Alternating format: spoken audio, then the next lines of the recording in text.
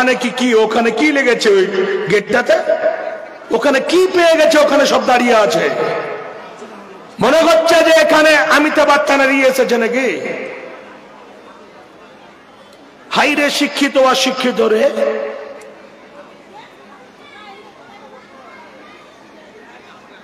মানে ইয়ার মতন খারর বংশের মতো সব খাড়িয়ে আছে দেখেন। মানুষের ব্যবহার, কালচার, শিষ্টাচার এমন নিচু নেমে এসেছে যে ইহুদি খ্রিস্টানদের মতো একদম সভ্যতা চলে এসেছে সব জায়গাতে। হালাত দেখেন। আচ্ছা ও কি প্রাইম মিনিস্টার যাকে বসতে বললে পারে বসবে, ও কাকে বলেন মনে হচ্ছে যে দুলা এসেছে, ওকে বলবেন বাজি একটু বসো বাবজি, বাজি বসো, কত দূর থেকে সফর করে এসছো, তোমাকে তেলের পিঠা খাওয়াবো, দুধের পিঠা খাওয়াবো, উমুক খাওয়াবো, ধুমুক খাওয়াবো, গুষ্টি বেচবো, তাহলে বসবে।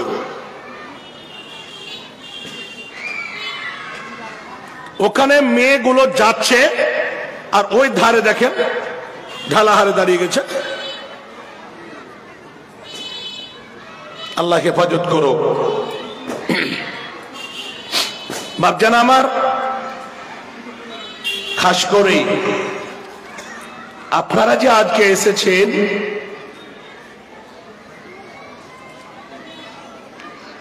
এই জায়গাটাতে আসার জন্য কমিটি আপনাদের গাড়ি ভাড়া, তেল খরচ, টাকা পয়সা বাড়িতে আপনাদের দিয়ে আসেনি। আপনারা খুব বড় একটা মনে আশা নিয়ে এসেছেন। কিসের জন্য? যে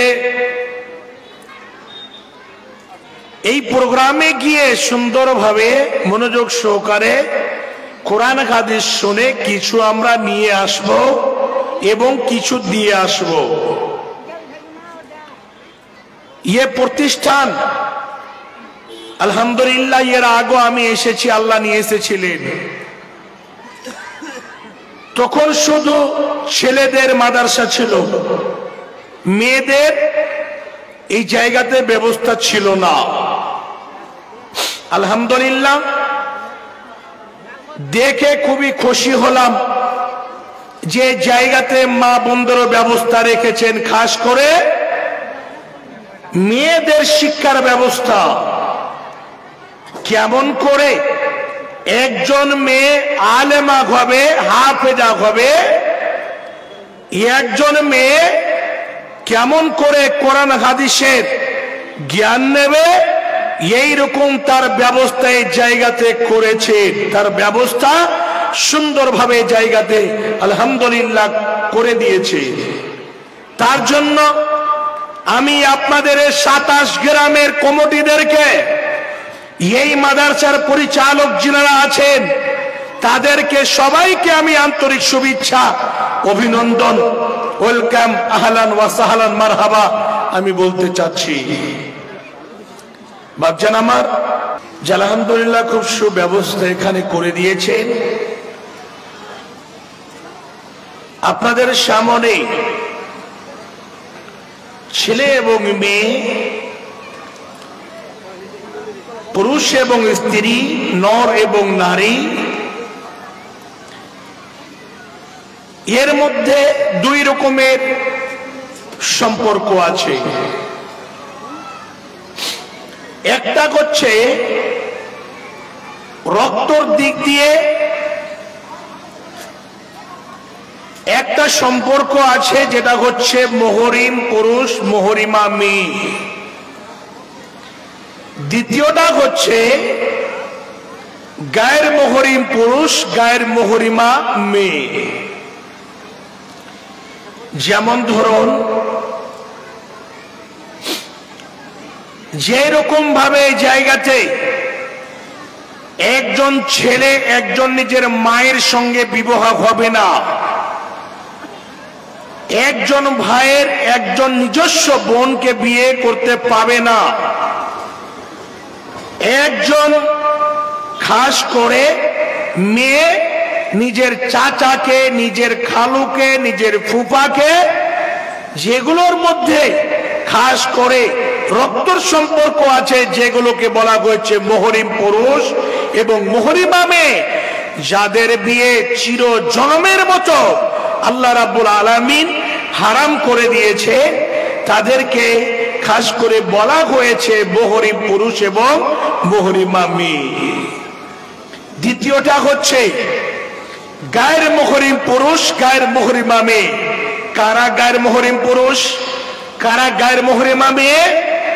ওটা হচ্ছে খালাতো ভাই, খালাতো বোন, মামাতো ভাই, মামাতো বোন, চাচাতো ভাই, চাচাতো বোন, গ্রামের ভাই, যাদের সঙ্গে বিয়ে একেবারে চিরজন্মের জন্য জায়েজ, বিয়ে করতে পারে, এদেরকে বলা হয়েছে গায়ের মুহরিম পুরুষ, গায়ের মুহরিমা মেয়ে।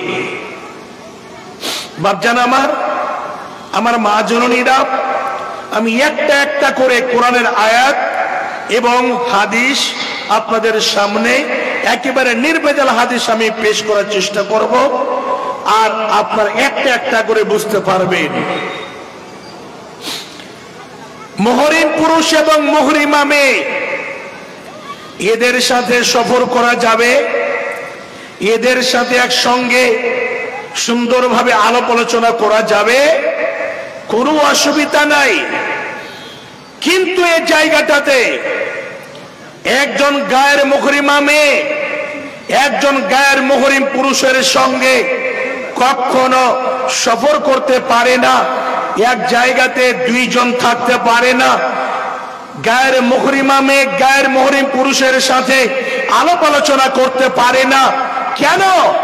বিশ্বনবী বলছেন, একজন গায়ের মুহরিমা মেয়ে একজন গায়ের মুহরিম পুরুষ দুইজন যখন এক জায়গাতে থাকে, তৃতীয় জন ওই জায়গাতে কোনো মানুষ থাকে না, তৃতীয় জন ওই জায়গাতে থাকে শয়তান। এই শয়তান গিয়ে দুইজনের অন্তরের মধ্যে ওয়াসওয়াসা দেয় এবং ওই দুইজন প্রেমের আলোচনা করে, প্রেমের কথাবার্তা বলে। ওই জায়গাতে শয়তান দুইজনের মধ্যে একটা এরকম ভাবে অশ্লীল কাজ ঢুকিয়ে দেয় এবং দুইজন খারাপ কাজের মধ্যে ঢুকে পড়ে।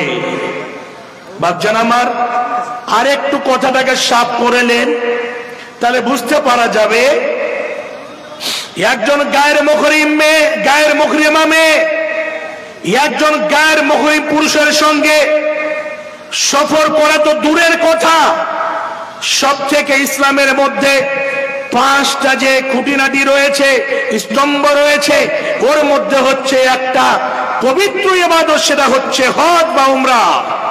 যদি কেউ বলে একজন গায়ের মুহরিমা মেয়ে একজন গায়ের মুহরিমের সাথে এইরকম ভাবে হজ বা উমরা করতে যাবে, এই জায়গাতে বিজ্ঞ বিজ্ঞ উলামায়ে কেরাম বসে আছেন, এই জায়গাতে মাসালাটা জিজ্ঞাসা করে নেবেন যে হজের মতো একটা ইবাদত, উমরার মতো একটা ইবাদত একজন গায়ের মুহরিমা মেয়ে একজন গায়ের মুহরিম পুরুষের সঙ্গে যেতে পারে না, যেতে পারে না।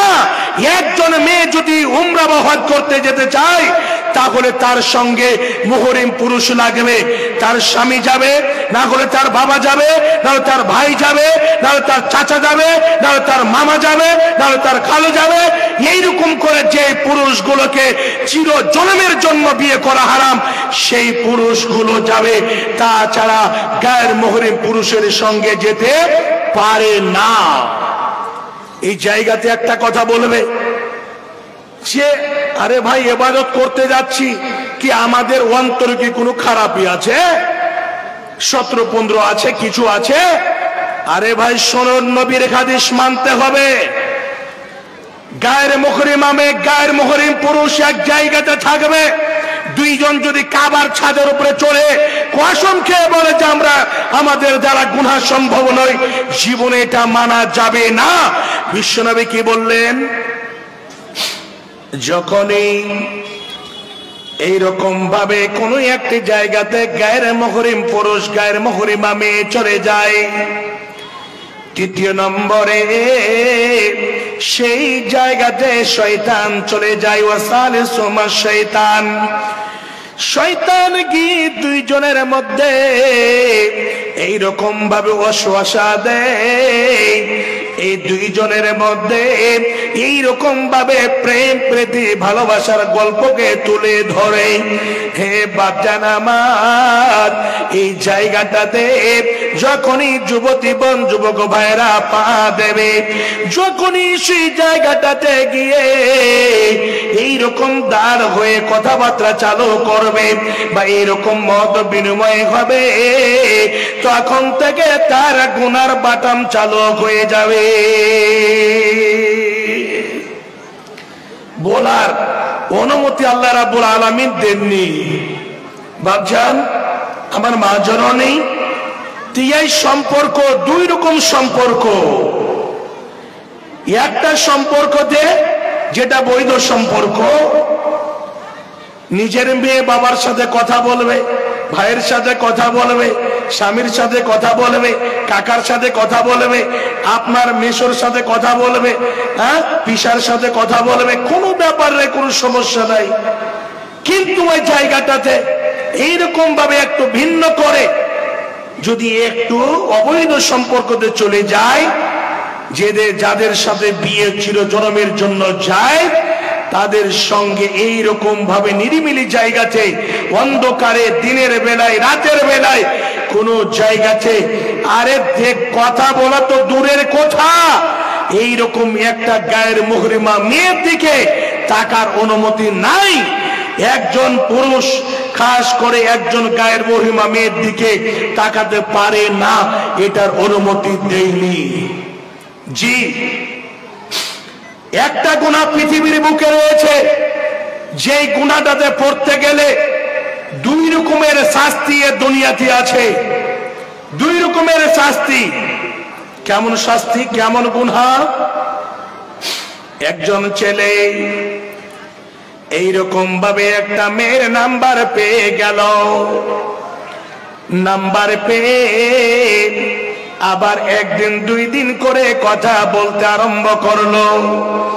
কথা বলতে বলতে বলতে বলতে কিছুদিন পরে কোন জায়গাতে একটা এরকম সাক্ষাৎ হয়ে গেল।